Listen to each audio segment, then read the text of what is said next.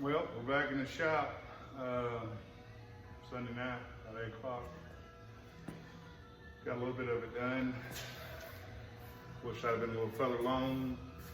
Hadn't got the motor plate or anything in yet. Steady, it's just a lot of work. Got everything underneath the driver's seat, the X, cross member in. I talked about this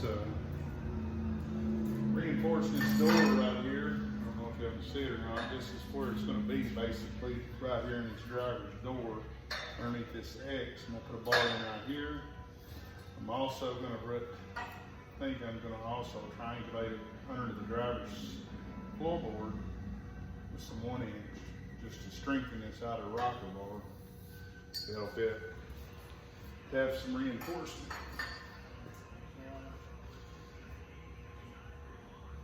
I had some guys ask me about my welder, what I use. I don't have a pedal, foot pedal. Mine's just a little Miller, it's cheap. It's got a little finger control on it. I don't know if y'all can see it. Instead of having a foot pedal, you just roll the temperature up and down right here on the side. Start, stop, pretty straightforward. I use straight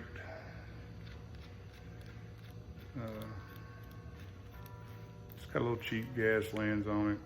It ain't nothing. I'm pretty sure everybody uses these or better ones. These here are just real cheap. Use 16th thoriated tungsten, I guess you call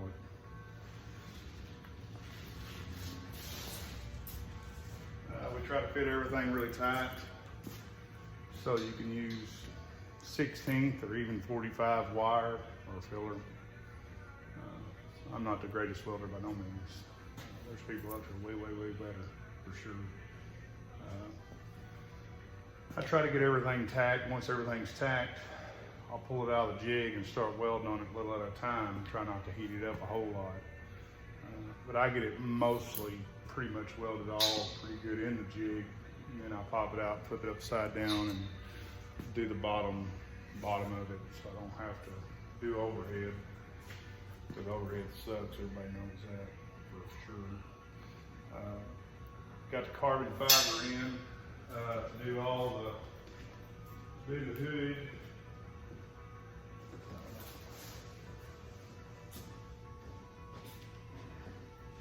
I don't know if y'all can see this or not.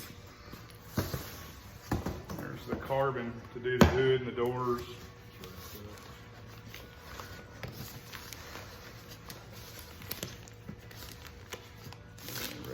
Good.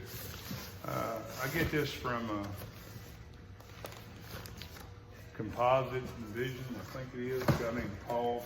They're in Wisconsin. It's American made. It's not Chinese. I'll get into it. What I use and how I lay it up shortly. I've got to get this car underway. I've got to get the struts sent off. I'm more thinking to crash, but I've got to have one of the struts to mock up the down bars and get the wheelbase in and everything, and go back and tell you about the stagger and so forth. I've got the bones cut out of the tubes, 4-link bars that it been about and cut in half in the crash. I turned them out of there, turned the bones out, got the bones out, and I had to put them back in some 095 to get the 4-link bars in it so I can get the rear end. But I've also got to straighten up one of the 4-link brackets. I ain't too sure that it ain't got one on the top on the other side now, Ben, after looking at it today. Maybe this coming week I can get the motor sitting up in it. I was hoping I'd have the motor sitting up in it by the weekend and get everything tabbed up. Everybody talks about these cars and the way we do them. It's the way I do them. Like I say, this is only my take. Whenever you're building one of these cars, always try to remember everything that you're going to put in the car. I know it's hard to. Placement of stuff where stuff's going to ride. I place stuff where it's weight ballast oriented versus just putting it in the car because it's easy to put in a spot. I try to keep the weight to where it's even, so it makes the car easier to scale out. You don't have to start piling weight on a corner of a car. It's best to try to get everything in the car as you're doing it to help the percentage, to help the corner weights, and so forth. You know, if you've got a driver over there that's 180 pounds, you got to have stuff to offset some of it on this side. You know, try to use some of it as percentage. A lot of times I move the motors back where I don't have to carry as much on the rear tire per se. My motto is it's a lot easier to detune a wheelie than it is to sneak up on a spin. But that's just me.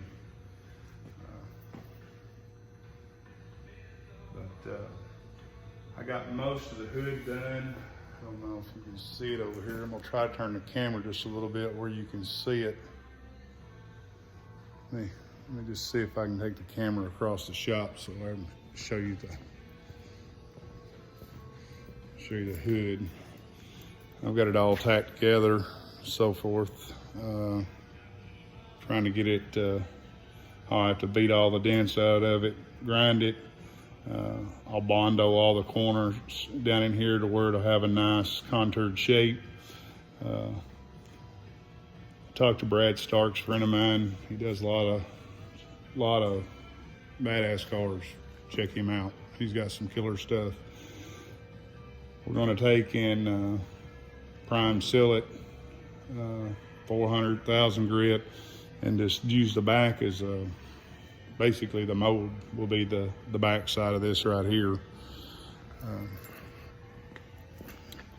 But as soon as we get a chance, I'll get back on the hood. But I've been trying to get this chassis, for the most part, underway, because I have to get the front struts in the mail to see if they can rebuild them, which I don't know if they can. They're pretty messed up.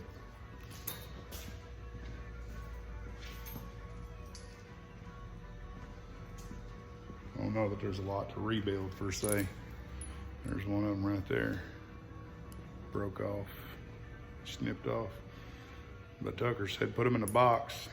He'll see what he can do. I hope he can work magic, because that's a mess for sure. But just as soon as I get the engine up in it and the front done, I'll start doing the tin work. I'll do the tin work to the outside edge of the cage on both sides, and I'll do the tin work under the driver's compartment. And then when I put the body on it, the body will have another piece of overlay that they'll just basically interlock together, and I'll just bolt them down the front, or you can rivet them. I found that's the easiest. So when the body goes on, the rocker will just tack right along the rocker bar per se. It'll have some supports at the top of the roof at the back to keep the roof from bowing down. The cage should be tight enough that the cage should hold up the top of the roof, or say at the top up there. I don't know if y'all can see it up there. I had to contour the top of the cage to get it to where it would clear the, I don't know if you can see all that right there, where it's contoured up to get up into the roof line to give him all the headroom, you know, possible per se. But I've got to get all the X in the roof and all the gussets in. Once I get all that in, and then get the front end done, maybe by then I'll be ready to pop it out of the jig and start welding the rest of it up. I'm not going to ramble on a lot. Just going to show everybody where we're at on it, what we got going on. So thanks for watching. Talk to y'all later. We're out.